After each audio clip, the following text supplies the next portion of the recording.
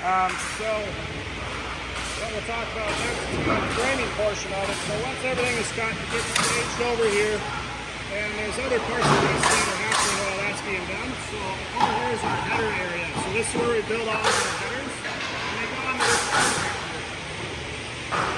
So headers get cut out of the material. This is our framing table, and we use scrap, which is out of our called material out of our 2x6s and 2x4s that we use to put in the wall.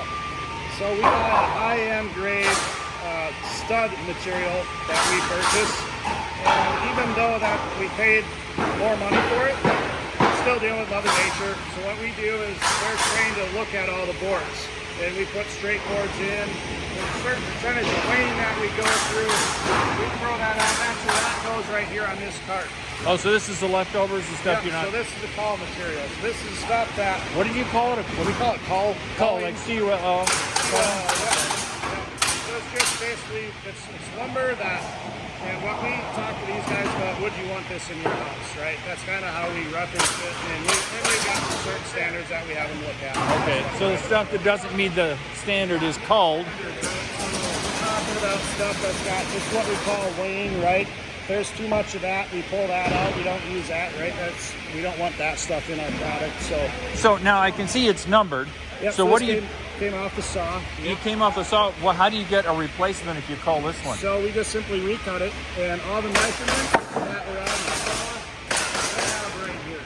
So, okay. So either the sawyer, they're going to have the sawyer go recut it, or if they don't have time for that, they're just going to recut it themselves, and then they just simply have to mark it out. So everybody's taught that, they know how to do that, because we don't 100% rely that the saw was printing it properly, right?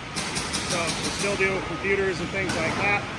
So part of their quality control program is they lay out their bottom plates and top plates together. Now this wall is a little different because this is a rake wall we were talking about. Right. So a normal wall would be an 8-foot or a 9-foot wall. They'd lay it out with the bottom plates here, top plates up there, studs going this way, right?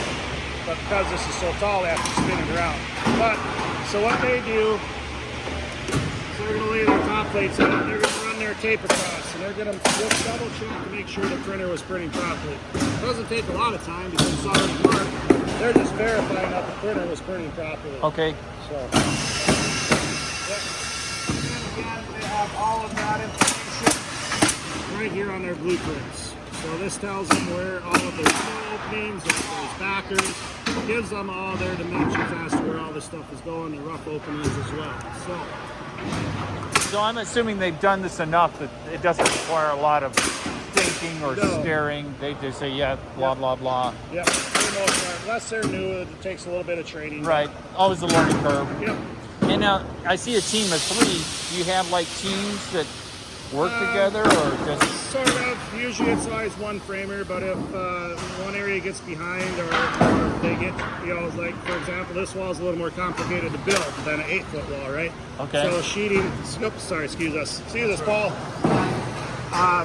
So if they get into a situation where it's a little more complicated wall, it's going to take them a little longer to build. The sheeting guys had some easy walls, they're going to blow through the easy walls, he gets behind, so then we just move I see. So They float help with the complicated one because they have nothing to do downstream. It's all about teamwork around here. Everybody helps each other out. They don't just go, well, my job is just sheeting, I'm going to sit there and wait until he has a frame. Right? It's not like my government jobs I've had. Right, exactly. Yeah, a little different. So, yeah. So everybody works together, training-wise, etc. They'll come down and help out till they get caught back up, and then whoever was supposed to be sheeting, they'll go down and start sheeting and keep the line moving. Okay. Yep. So, you're seeing them in the middle of framing this up, just about getting this done. But what they would do, these are the pre-cut studs, and we also have pre-made trim studs and corners, etc. for our standard walls. So all that's all done over there, the subcomponent area over there, and brought to the line.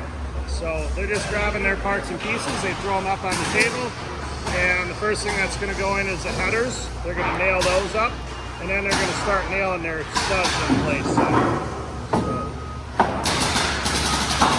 then over here is our interior line.